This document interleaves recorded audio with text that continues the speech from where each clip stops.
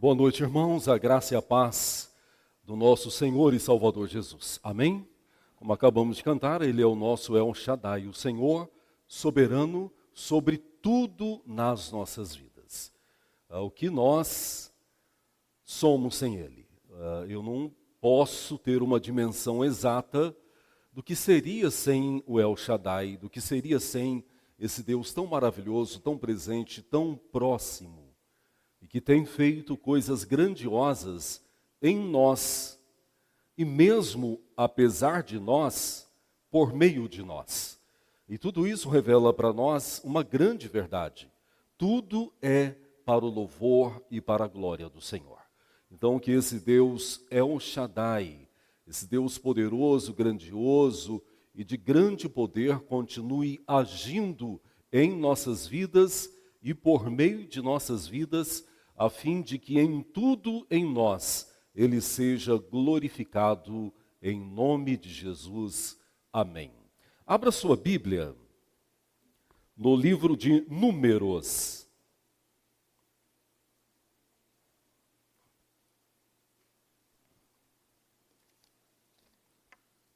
Capítulo 27, do versículo 12 ao 17. O tema anual da igreja é os movimentos da igreja, né?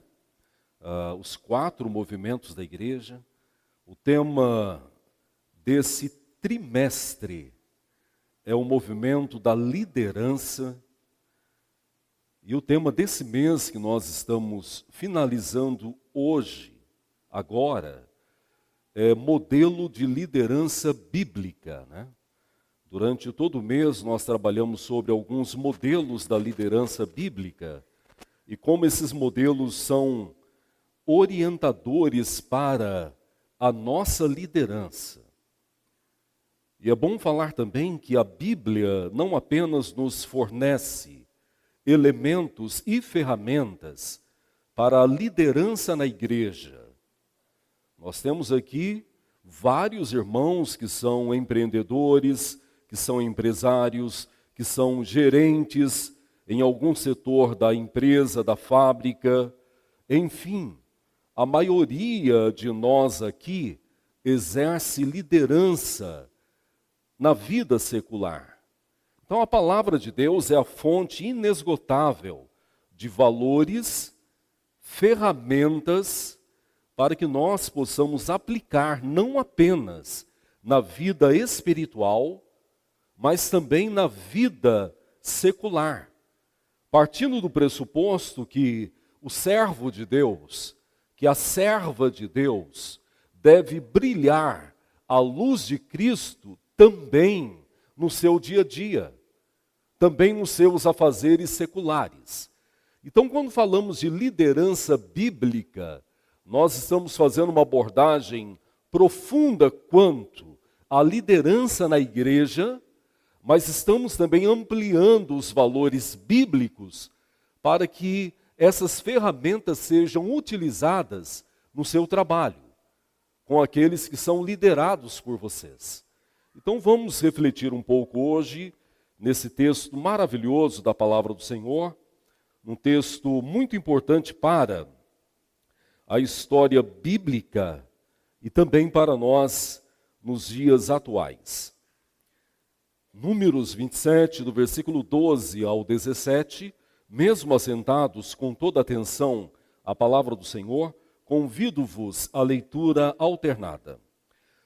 Depois disse o Senhor a Moisés: sobe a este monte Abarim e vê a terra que dei aos filhos de Israel.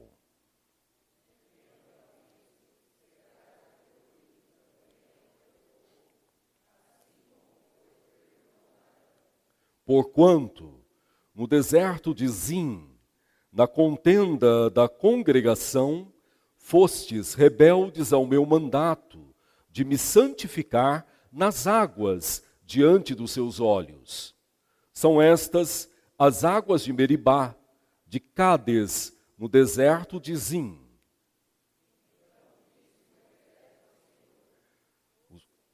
O Senhor autor e conservador de toda a vida, ponha um homem sobre esta congregação.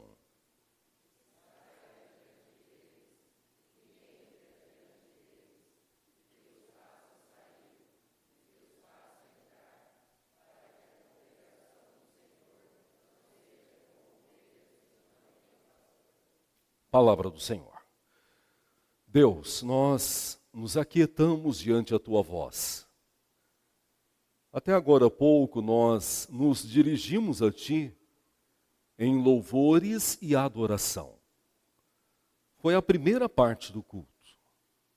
A segunda, que se iniciou agora, é o momento em que nós nos calamos para que a Sua voz seja ouvida pela nossa alma.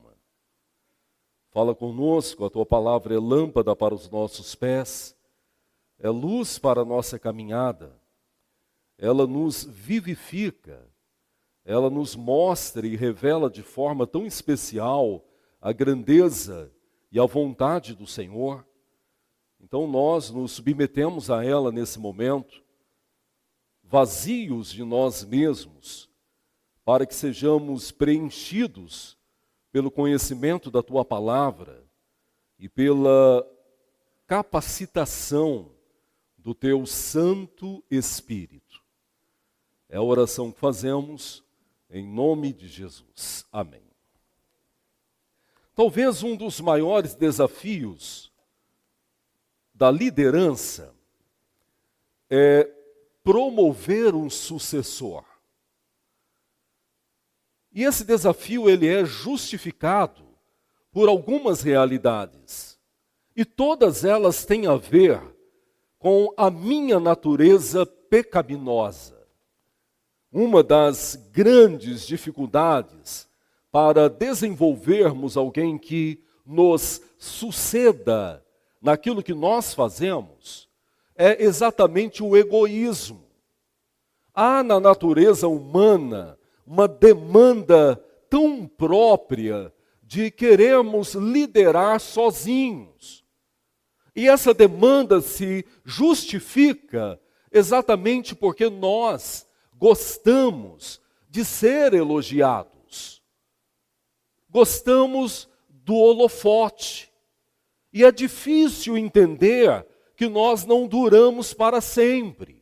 Há uma expressão popular, nós não ficamos para semente. Os nossos dias estão contados.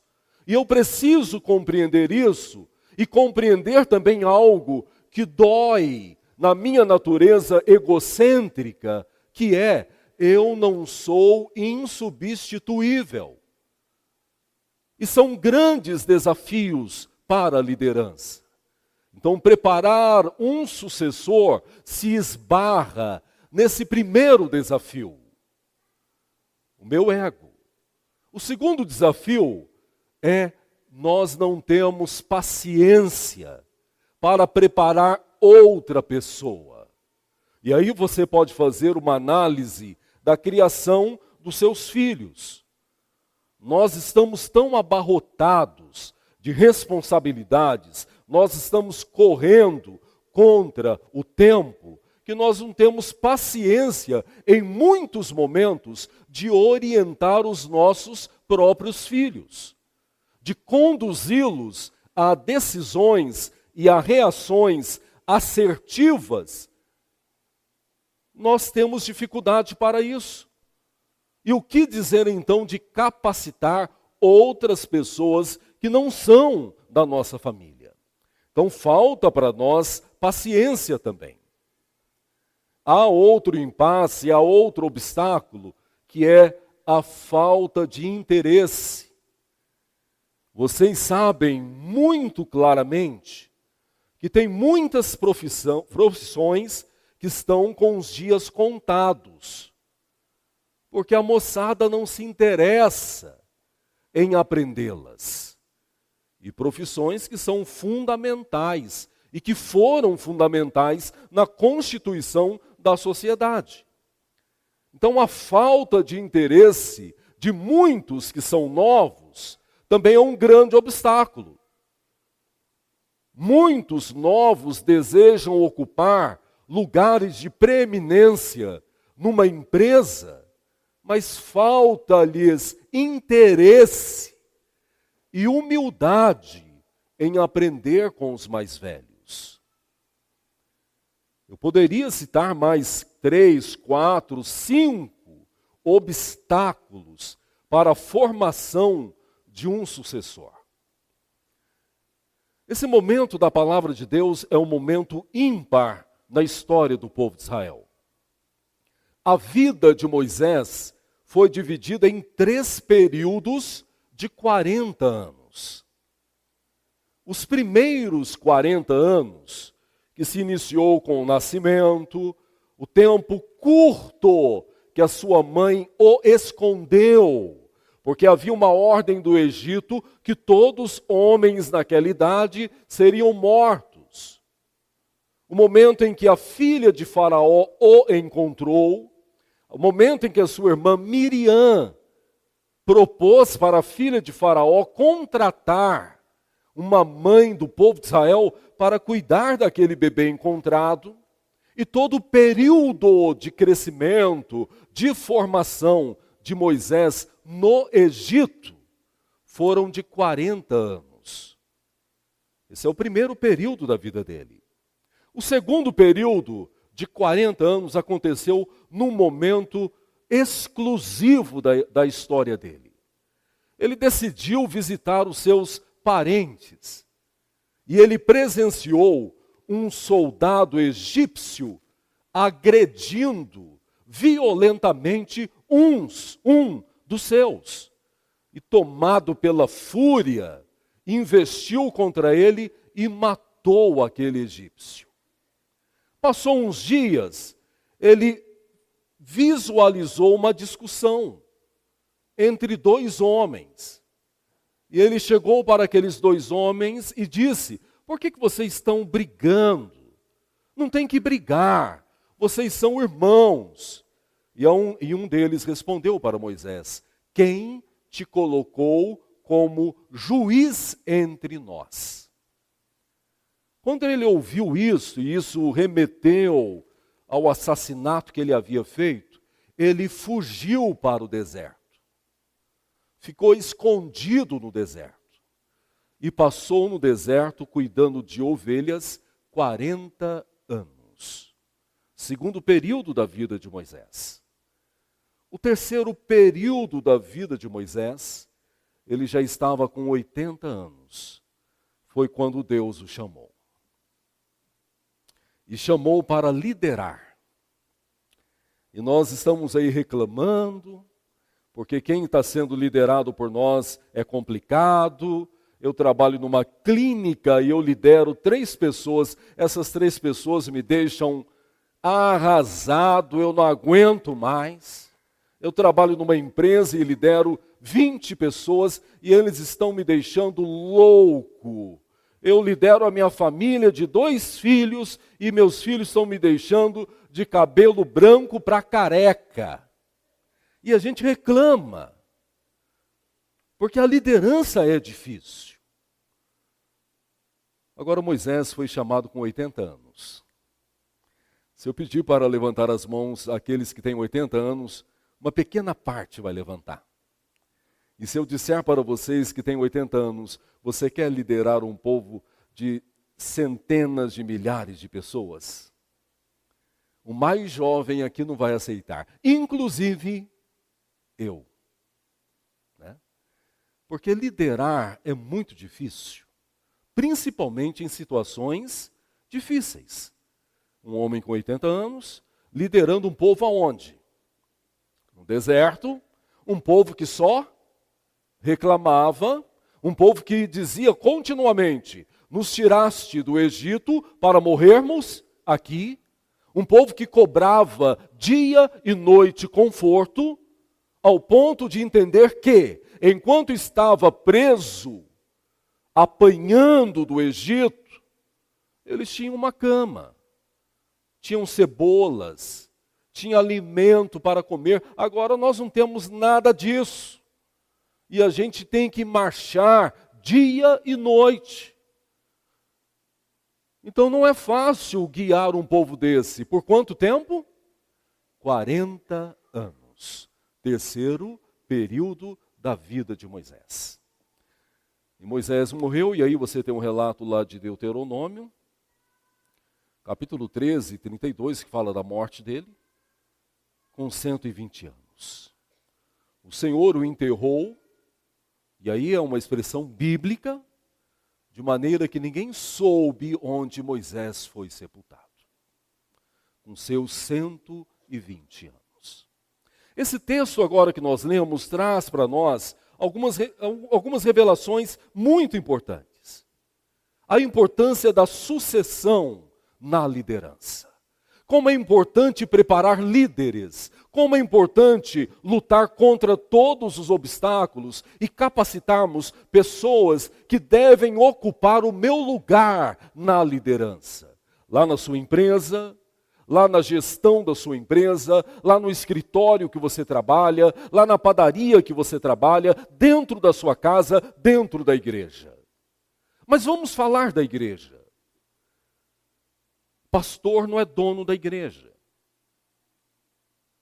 Presbíteros não são donos de igreja. Diáconos não são donos de igreja. Presidentes de sociedades internas, SAF, o PH, o MP, UPA, o CP e a UPJ não são donos de igreja. Professores da escola bíblica dominical não são donos de igreja. Então a liderança na igreja não exerce nenhum poder de posse. E é isso que eu tenho que entender primeiramente. Ser líder na igreja de Cristo Jesus é um grande privilégio, mas ao mesmo tempo é um grande compromisso. É um peso muito grande sobre nós, porque nós lideramos nada mais, nada menos que a noiva de Cristo. E isso será cobrado de mim, isso será cobrado de você, que exerce qualquer liderança na igreja. O Senhor chegou para Moisés e falou: sobe ao monte. E em muitos momentos da relação de Deus com Moisés, aconteceu no monte. Não porque o monte é um lugar excepcional, não que agora, a partir de hoje, diácono Everton, você vai subir a montanha para falar com Deus, nada disso. Nada disso. No monte porque eram locais, né, em que se distanciava, em que se afastava mais das pessoas que ficavam lá embaixo. Lugar de silêncio, lugar de reflexão. E aí Jesus traduz isso lá no Novo Testamento dizendo: Magali, entra no seu quarto, que em silêncio Deus falará com você. Então o seu monte é o seu quarto.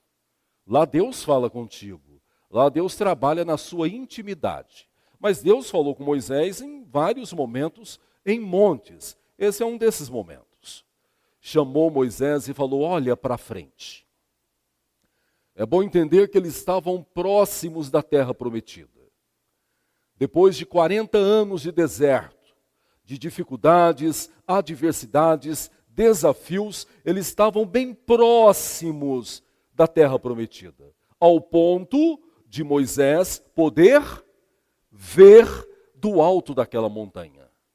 Então Deus falou: suba. E lá de cima, gente, Deus falou para ele: olha a terra que eu darei. E ele pôde ver a terra prometida. Mas daí Deus falou para ele: mas você não vai entrar. E a gente olha para isso e a gente fala: mas que Deus é esse? Por menos a gente reclama, por menos a gente blasfema, não é verdade? Agora Moisés, depois de 40 anos de uma caminhada árdua, sobe na montanha, Deus mostra a terra para ele. Seria como um adulto malvado chegar para uma criança com um pirulito e falar: olha que delícia, você quer? E a criança brilha aqueles olhos, né? E fala: não vou dar. Né? Quem não lembra aqui do Chaves e do Kiko? Né? Eles viviam fazendo isso, né? Kiko vivia fazendo isso. É a mesma coisa.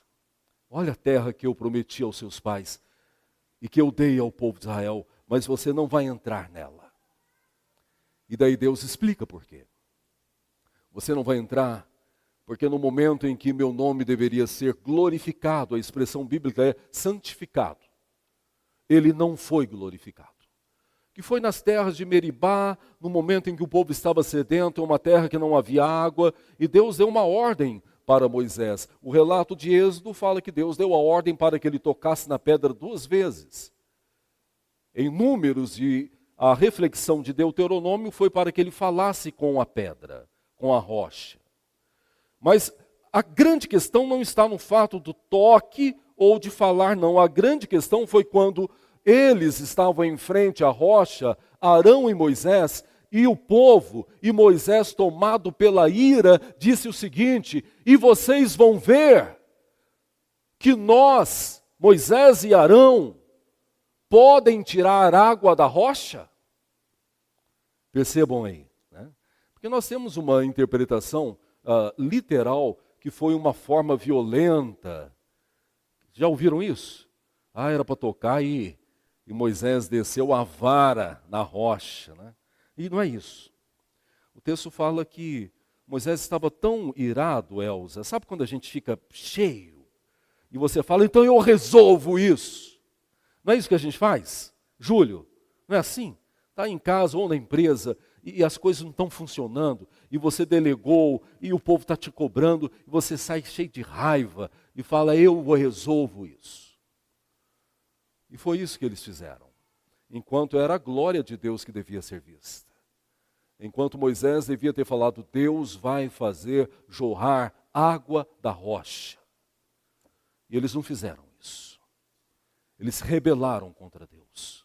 Isso foi o bastante para Deus castigá-lo. Porque há uma premissa bíblica que nos ensina continuamente: Deus não divide a sua glória com ninguém. Então, se você é professora da escola bíblica, a glória de Deus não é sua. Se você é diácono, a glória de Deus não é sua. Se você é presbítero, a glória de Deus não é sua.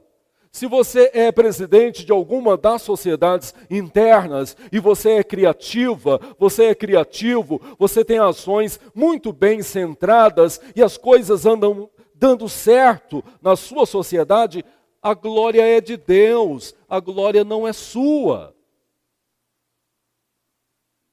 A glória não é minha como pastor, a glória é de Deus. E é isso que eu devo entender primeiramente, quando eu falo de sucessão de liderança. E para isso, voltem por gentileza a atenção para o texto. Agora, dos versículos 15 ao 17. Leiam por gentileza os versículos 15 e 16.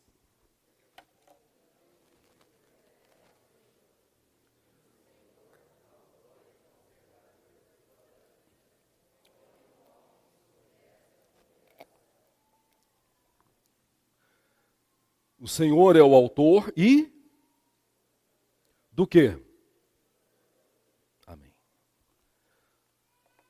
Primeira atitude que o líder cristão deve ter para a formação de um sucessor. Reconhecer que a obra é de Deus e não sua.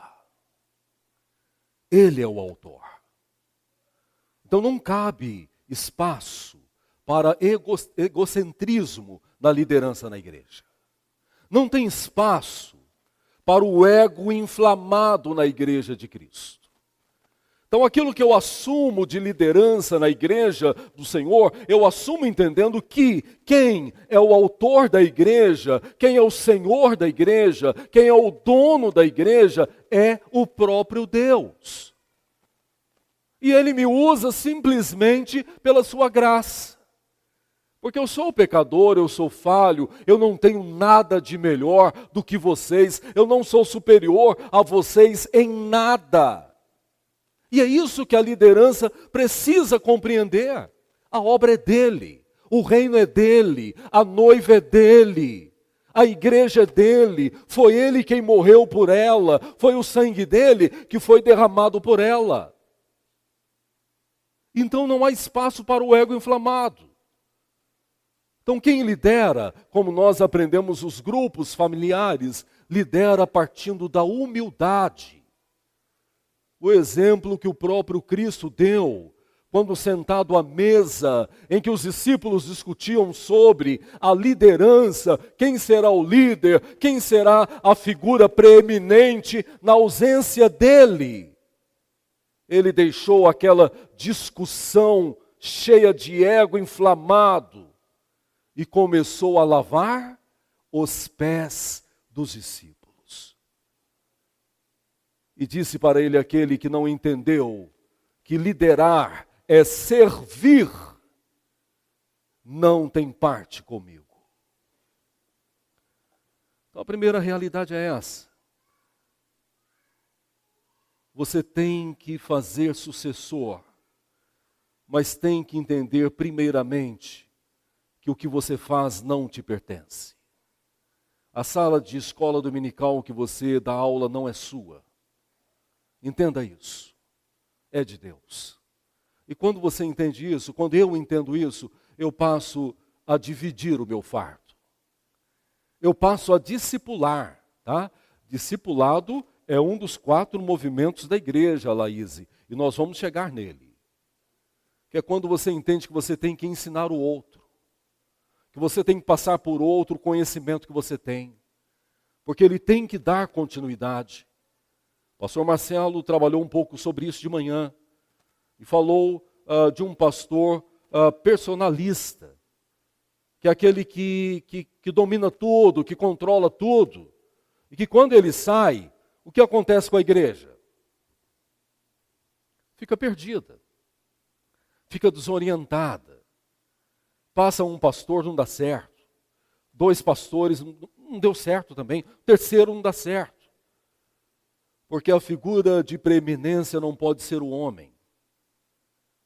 A figura de preeminência tem que ser Cristo Jesus. Então ele é o dono da igreja. É por isso que eu vou formar sucessores. Porque alguém tem que dar continuidade ao meu trabalho. Eu tenho a minha previsão de pastorado. No meu planejamento, eu tenho até a idade que eu vou servir como pastor. Não sei se é o planejamento de Deus. Não sei se é o plano de Deus. Mas eu não posso, como uma expressão secular diz, eu não posso agarrar o osso, já ouviram isso? E ficar roendo o osso o resto da vida. Porque tem pessoas novas que estão vindo e que Deus vai capacitá-las na continuidade da direção da igreja de Cristo. Lembram de Paulo e Apolo? Houve uma crise intensa na igreja. E eles ficaram, não, eu prefiro Paulo. Olha Paulo como que é um doutor, como que ele prega, como que ele faz, a abordagem dele. E outros diziam, não, eu prefiro Apolo. É filosófico, tem uma mensagem diferenciada, nós estamos do lado dele. E aí Paulo, tomado por uma humildade que só vem de Cristo, e a humildade que eu preciso, disse para eles, por que vocês estão brigando por isso? Entenda uma coisa, Paulo planta, Apolo rega, mas o crescimento é Deus quem dá. Ou seja, nós somos meros trabalhadores. Como Paulo já havia falado, eu sou o mais inútil dos trabalhadores do reino dos céus. O reino pertence a ele. Segunda característica de um líder, de uma liderança que entendeu que ela precisa formar sucessores, se a primeira é que Deus é o autor, Ele é o Senhor da obra, o Senhor da igreja, o dono da igreja, e eu não sou. O segundo é que Deus é quem mantém a igreja.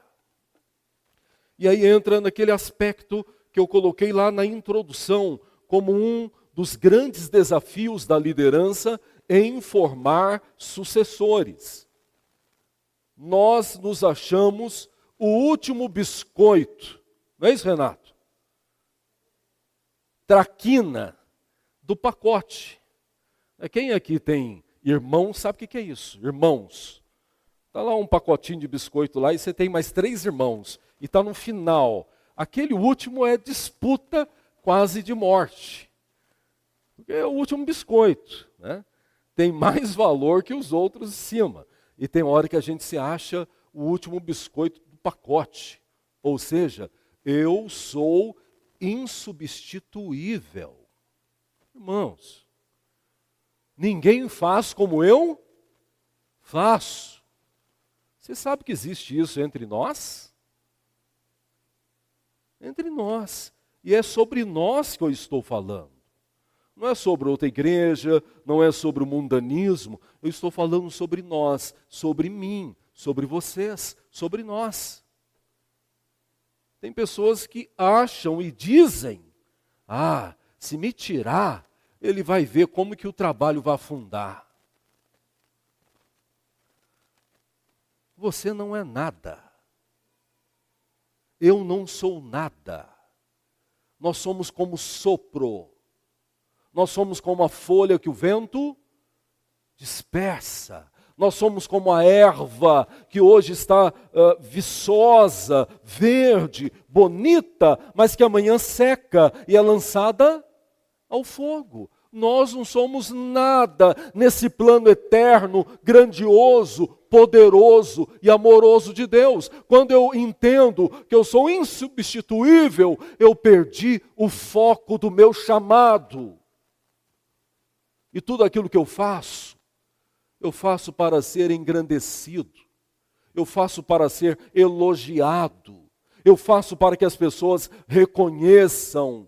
E se não houver reconhecimento, eu saio daqui beiçudo, chateado. Não é isso, Débora? Eu fiz tanto, o pastor nem viu, nem veio me elogiar. Ou você faz para Deus, ou você para de fazer. E é isso que eu preciso entender. Porque toda honra e glória é para Ele, porque foi Ele que me chamou, não fui eu que quis não. Segundo, toda honra e glória é para Ele, porque a capacidade não é minha, é Ele quem me capacita. Terceiro, toda honra e glória é para Ele, porque não há força sequer em mim, se depender de mim, tudo é pecado. É Ele quem santifica. Então ninguém é insubstituível. Não é você que mantém a sociedade interna, não. Não é você que mantém a banda de louvor. Não é a sua voz que mantém o coral. Minha voz? Se eu faltar, o coral vai ficar manco. Manco estou eu quando penso dessa forma. Você quando pensa dessa forma. Então ninguém é insubstituível, porque é Ele quem mantém. Se você tiver que viajar, se você tiver que mudar de cidade, se você morrer amanhã, Deus levanta outro e coloca no seu lugar. Entenda isso. Porque a igreja é dele, o reino é dele. E é assim que eu preciso viver. E finalmente, vejam como Moisés compreende essa importância do sucessor. É uma oração que ele está fazendo a Laís. Ele está orando ao Senhor. É importante relembrar também, Juliana, que a mesma oração de Moisés aqui em Números, capítulo 27, do versículo 15 ao 17, nós encontramos também no livro histórico também de Moisés, que está lá em Deuteronômio. Você pode ler a mesma oração desse servo do Senhor no capítulo 3, do versículo 23 ao 29. É a mesma oração. A mesma oração. Então, o terceiro aspecto que a liderança cristã precisa ter para que ela entenda que ela tem que formar um sucessor, está no versículo 17. Leiam, por favor.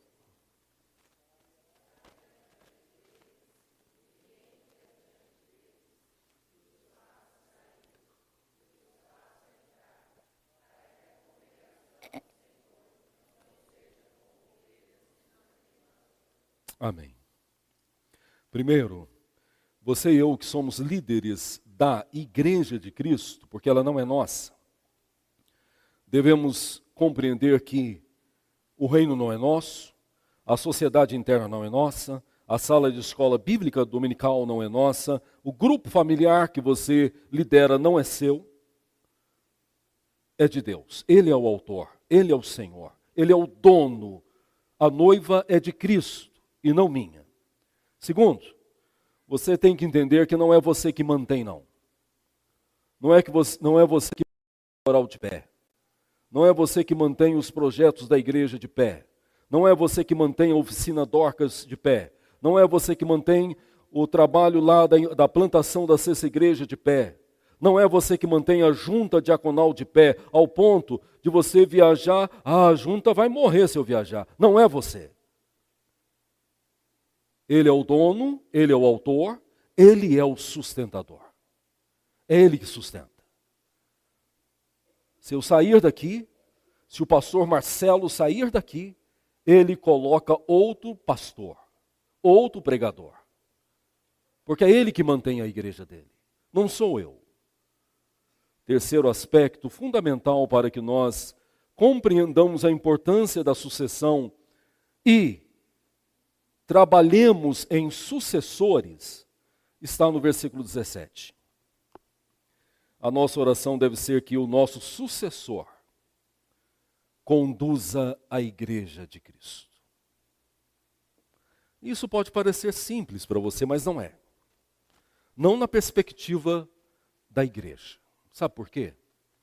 Porque quase sempre quando eu tenho coragem e humildade de formar um sucessor, eu quero formar uma cópia minha.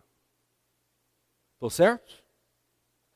É como se tivesse um xerox enorme, uma máquina de xerox, e eu deitasse lá e faço uma cópia agora. E daí eu sento com o meu sucessor e falo, ó, é assim, viu? A igreja é assim. Ah lá, a irmã lá, a Volúzia é assim, você tem que lidar dela com essa forma. Tá? Patrícia é desse jeito. Eu conheço a Patrícia, ó, se você fizer diferente, ó, a liturgia é assim que faz, você dá 2 passinhos para a esquerda, 2 para a direita, presta atenção, o volume do microfone, o ar tem que estar em tal temperatura, nós fazemos sucessores à nossa imagem e à nossa semelhança. É por isso que é difícil alguém se submeter a nós. Porque nós somos diferentes, as pessoas são diferentes. Não é você que está dando para ele o poder de liderar, é Deus quem está dando. Você vai passar para ele o conhecimento da sua experiência. Agora, a capacitação é Deus quem dá. Então não espere alguém semelhante a você. Você não está formando uma cópia sua. Você tem que formar alguém para conduzir o povo de Deus. Sala de escola bíblica dominical, você tem que formar uma professora e um professor para conduzir os alunos diante de Deus, não alguém para ser a sua cópia daquela sala. Presbíteros, tem que abraçar essa moçada jovem, tem que conduzi-los aos pés de Cristo, para que no futuro próximo eles sejam presbíteros segundo o coração de Deus e não segundo o seu coração. E diáconos da mesma forma. Mas isso é tão natural para nós, que na criação de filhos nós fazemos isso. Não é verdade? Você quer que o seu filho seja a sua cópia. Se ele mudar um pouquinho, já deixa você de cabelo arrepiado. Não, tem que ser assim. E a gente vai cerceando, a gente vai podando a natureza do indivíduo, a gente vai escravizando o indivíduo. Jesus nos libertou, nos salvou para a liberdade. E a instituição, muitos líderes estão escravizando, em vez de promover a liberdade. Então você não está formando líderes ao seu bel prazer, ou para ser sua cópia, não. Está formando líderes para amar e cuidar da igreja de Cristo. Agora isso acontece na igreja. Porque na empresa, acabou o tempo, tem demissão. Aposentou, está na rua. Não é isso? Não fica voltando na empresa, o Glauber. O cara não fica voltando na empresa pedindo para para o guarda, deixa eu entrar que eu preciso voltar lá no meu setor para ver como que o meu sucessor está lá. Não tem essa não. Não tem essa, acabou, ele já deu o que deu, agora vai seguir em frente a aposentadoria dele, curtir o pouco de tempo que ele tem de vida, a saúde dele e os desafios desse país tão difícil para a terceira idade e tão caro para a terceira idade. Na igreja é que acontece isso. O indivíduo liderou, Deus o abençoou, Deus coloca o outro, o indivíduo está lá agarrado no pé do atual líder e cobrando e criticando e falando mal e atrapalhando. Tem que entender, gente, que nós temos um tempo para tudo na nossa vida. Há tempo para tudo debaixo do sol. A nossa liderança não dura para sempre. E você tem que entender que é tempo da gente capacitar novos líderes para conduzir o povo de Deus. E não para fazer aquilo que eu quero. Eu só saio daqui quando eu colocar alguém que vai continuar aquilo que eu faço. Está tudo errado. A oração de Moisés: Senhor, levanta um para que possa fazer o teu povo entrar e o teu povo sair. Levanta um para que o teu povo não fique sem pastor. Pastor é aquele que conduz. Moisés não fica lá: Senhor, tem que ser alguém igual a mim, tem que abrir o mar de novo, Senhor, porque o homem tem que ser poderoso. Não é essa não. Não é essa não. Senhor, eu estou formando um sucessor para que ele primeiramente glorifique o seu nome. E para que em segundo lugar, ele ame e conduza os seus liderados na presença do Senhor. Que Deus nos abençoe e que entendamos que a sucessão é de Deus. Que a partir de mim que nós possamos desconstruir o nosso ego inflamado. Entender que Ele é o dono da igreja. Entender que Ele é quem mantém a igreja. Entender que aquele que vai me suceder vai conduzir a igreja sob a orientação de Deus. E não sob aquilo que eu acho que é certo. A Ele toda honra, toda glória, todo louvor, pelos séculos dos séculos. Amém. Sobre isso ainda eu quero sugerir uma leitura para vocês. O pastor fez menção desse grande homem de Deus hoje de manhã. Na verdade, ele faz em muitos momentos. John Maxwell, tá?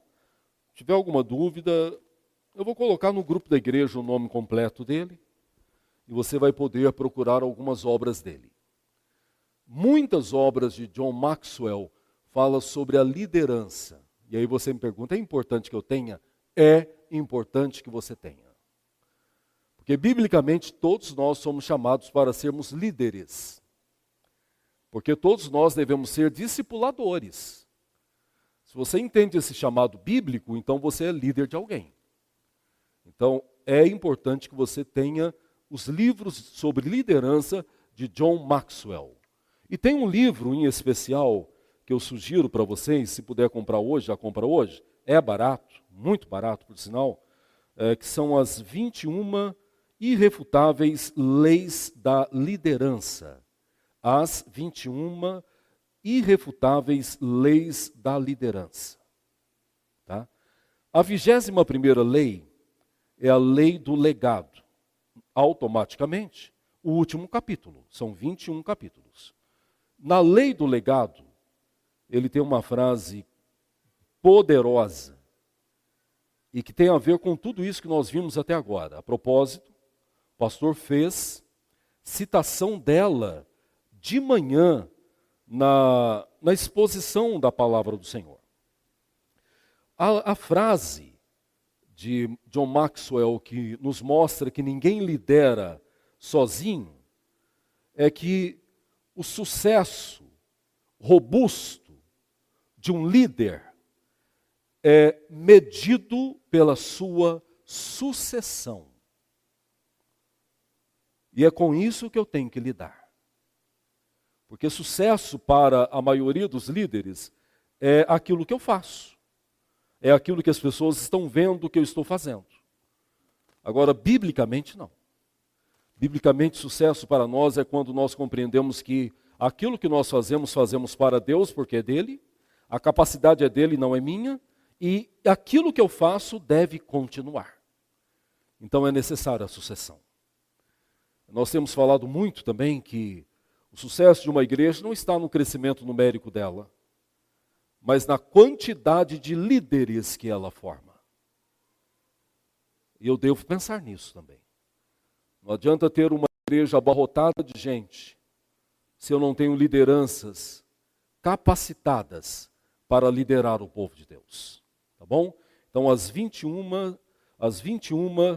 irrefutáveis leis da liderança de John Maxwell, um livro muito bom, pode comprar que vai te ajudar muito. Fiquemos em pé, vamos orar ao Senhor.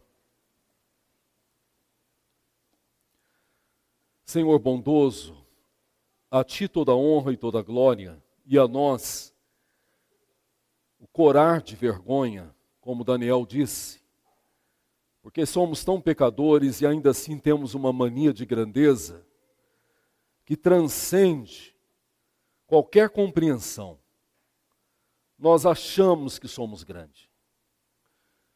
Isso não cabe ao povo de Deus, principalmente aqueles que estavam mortos em seus delitos e pecados. Principalmente para aqueles que são seguidores de Cristo e que supostamente entenderam o chamado do Mestre que para seguir eu devo negar a mim mesmo e tomar a minha cruz. Pelo contrário, eu não sou seguidor de Cristo. Se eu não aprendi a negar a mim mesmo, se o meu ego está inflamado, se o meu eu transcende qualquer realidade e é superior a qualquer outra pessoa, então eu não tive definitivamente o encontro transformador com Cristo. Eu pude ter tido um encontro com a religiosidade, com a tradição reformada, com qualquer um outro elemento no plano terreno. Mas a regeneração traz obrigatoriamente a diminuição do meu eu diante da grandeza eterna do Senhor. Convém que tu cresças e que eu diminua cada vez mais. É diante disso e como líderes chamados, o Senhor nos escolheu, o Senhor nos capacitou e o Senhor nos enviou. É diante dessas verdades absolutas que nós reconhecemos que o reino é teu, o rebanho é seu, a noiva é sua, não pertence a nós. A sala de escola dominical pertence a ti. A igreja pertence ao Senhor e não a mim, porque tu és o dono, tu és o autor, tu és o Senhor da tua igreja. Senhor, que entendamos que nós não somos insubstituíveis, que entendamos que nós não somos aqueles que mantêm a tua obra, que nós não somos a coluna da igreja, que não é o meu dízimo que mantém a igreja, que não é a minha cultura que mantém a igreja, que não é a minha família tão tradicional na igreja há mais de 100 anos que mantém a igreja. É o Senhor o mantenedor da igreja. Do Senhor vem o sustento para o teu povo. E que entendamos também, ó Pai, que quando formamos o nosso sucessor, nós não formamos para fazer a nossa vontade. Nós formamos para que ele conduza o povo de Deus, para que ele ame o povo de Deus, para que ele abençoe o povo de Deus. Que essas verdades absolutas da tua palavra sejam crescentes a partir de mim, para que haja saúde no meio do seu povo e para que o seu povo cresça para o louvor da glória do seu nome. Agora nos dê uma noite de paz, de tranquilidade, de de segurança da presença do Senhor. E se amanhã vivemos pela tua bondade, que vivamos para o louvor da glória do Senhor. Assim oramos em nome de Jesus. Amém.